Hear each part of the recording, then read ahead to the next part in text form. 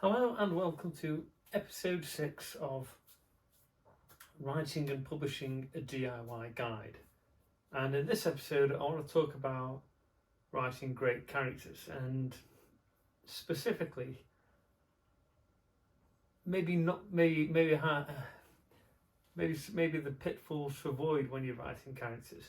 And now the present Mrs. Stanley will tell me off for using these terms, but you've probably heard them, and they are the terms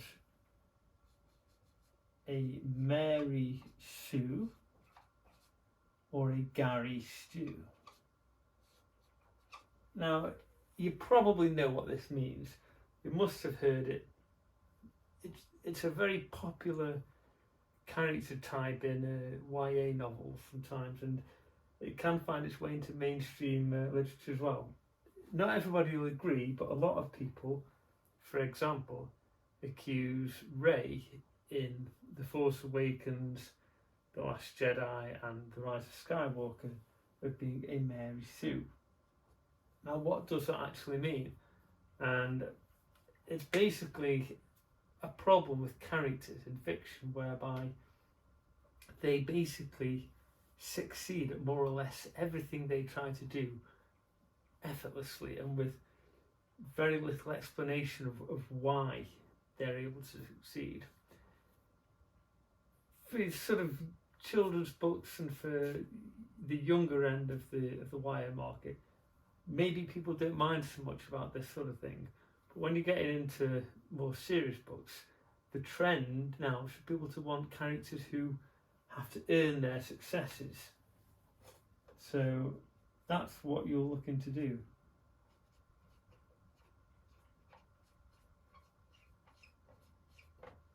If you think about the difference between Rey and Luke Skywalker, for example, in the Star Wars example, Luke has to go through a lot of training and a lot of failures, and he loses a lot of battles really before he can get to the end of his narrative successfully. Rey, on the other hand, often seems to get things right first time and quickly be able to use a lightsaber.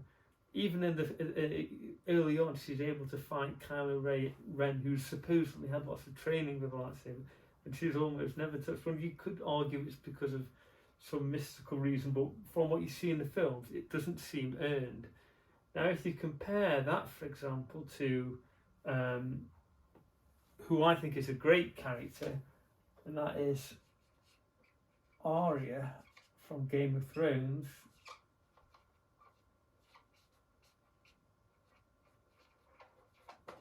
Whether you watch the series or you read the books, Arya does not have an easy time of it.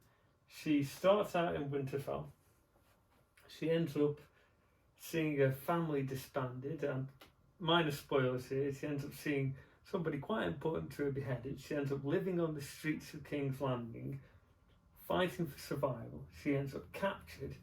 She ends up moved to the north.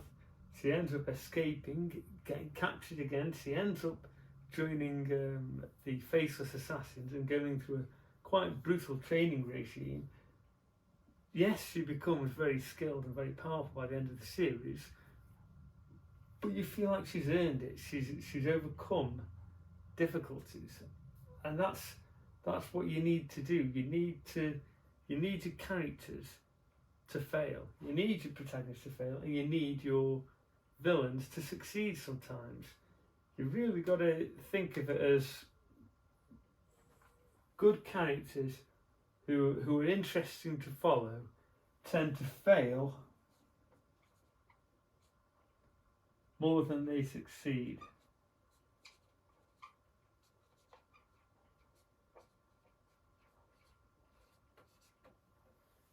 But every time they fail at something, every obstacle they fail to overcome, they should learn something.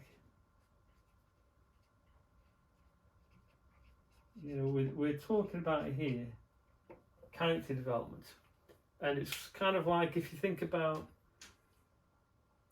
say you bought Elden Ring, notoriously difficult video game but you hacked it so that you started the game at absolutely max level and you could walk through the entire game one-shotting everything effortlessly. It wouldn't be very interesting to play, and it wouldn't be much fun. And the same is true of characters in fiction. If you start out with a character who seems to be almost completely invulnerable, seems to be able to overcome whatever challenges are put in front of them every time, first time, that's not a very interesting character to follow, because they become very predictable. You'll hear people talk about something called plot armor.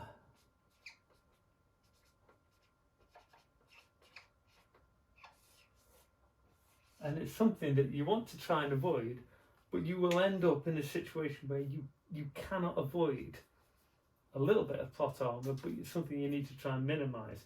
You're going to have characters in your novel who you cannot afford to die because they're reader favourites. I've got characters in my own Deaththorn arc series, which I know, as much as I love to write subversively and I love to shock people and kill people off they don't expect, there's certain characters who I know, if I kill them, it will ruin the series for everyone. And you'll have these same sort of characters yourself. What you need to do is have characters in there who can be killed, but don't necessarily make it obvious that they can be killed. Or maybe you've had a character in the story for a good chunk of the book or the series, and then you maybe think, they've actually done everything they need to do, and even if they're a popular character, maybe killing them is the right thing to do. Even if they have got what people term as plot armor, and they appear to be, it's a bit like when you watch Han and Chewie running through the Death Star while there's hundreds of stormtroopers shooting at them. Later we find out that actually it was all a plan and they were told to miss, which is a point lots of people miss when they're watching Star Wars. But if you think about it, Vader suggests to Tarkin that they'd intentionally allow them to escape so that they could follow them to the rebel base. They put a tracking device on the Millennium Falcon. That's not going to work if they shoot Han, the pilot. But nonetheless, people look at characters in Star Wars, Luke, Leia, Han, throughout the series, and they see them as having plotter. They can't be hit by anything. And it happens in other series too. So maybe what you need to do is be prepared to have characters who do get hit, and do get hurt, and do get injured. The problem then is you've got to consider their healing time for whatever's happened to them.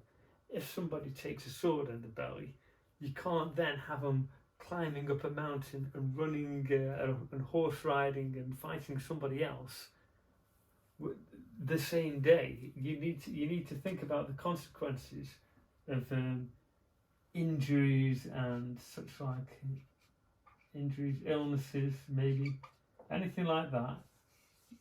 These again, we'll talk about obstacles that you're going to put in your character's way.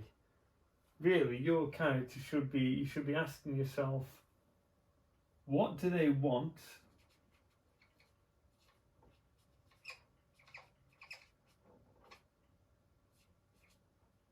What's stopping them from getting it? What is the obstacle to them achieving whatever they're trying to achieve? And how are they going to overcome that obstacle?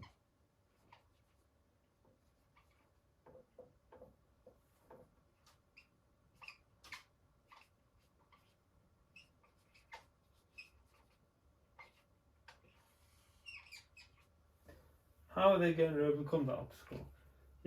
And again, throughout this process here, and throughout their journey, they should fail and learn from their failures, and then get closer to achieving whatever it is they're trying to achieve every time. You need your characters to go on a journey, not just a physical journey, but on a developmental journey, and become a different character by the end of the process. And you also, and this is a key thing about writing good characters, as much as an agent or a publisher, an editor, will be able to tell within 4 lines of your book whether your book has got the potential by the voice. That's what they're looking for, the voice. You need the same thing for your characters. Your characters should have a distinct voice or a way of talking. And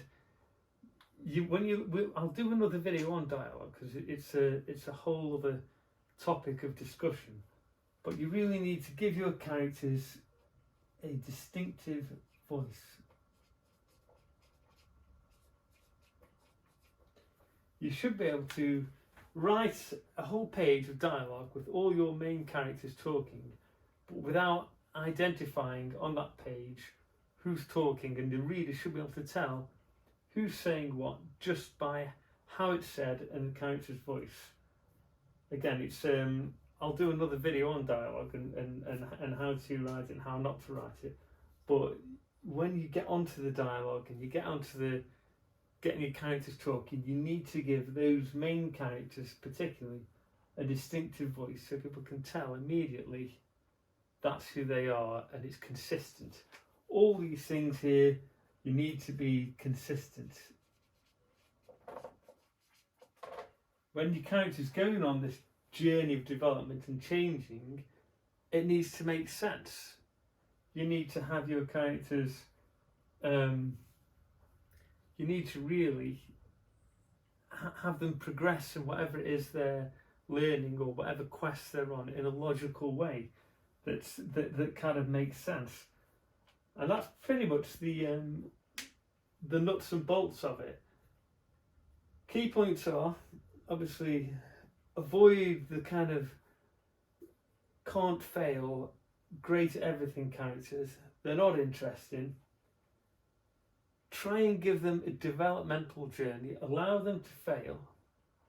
Let people they care about be killed and let them experience strong emotions to that.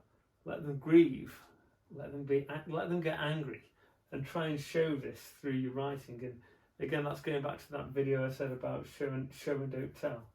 Make sure they've got a distinctive voice so that you can tell who's talking even without being told. And make sure that their development and their voice and their personality is consistent.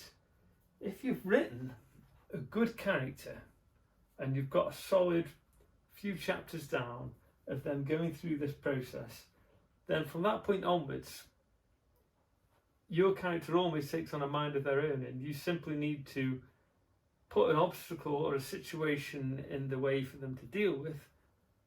And you can't necessarily then make up how they're going to solve it, because what you've written already, the personality, the voice, the character, the type of person they are, you've already defined, and you've got to be consistent with that. But that's not necessarily a bad thing. In ways that makes it easier for you. Once you've got a solid character, well rounded out, and you know who they are, then you know how they're going to go on to solve the obstacles that you put in front of them, and you know how they're going to achieve their objectives. Hope that's been helpful. Sorry if it seems a bit of a disjointed one this time. It's a lot to cover, and I want to keep these short. Hope you've enjoyed it. Do like and subscribe if you've found it useful, and hopefully I'll see you on the next one.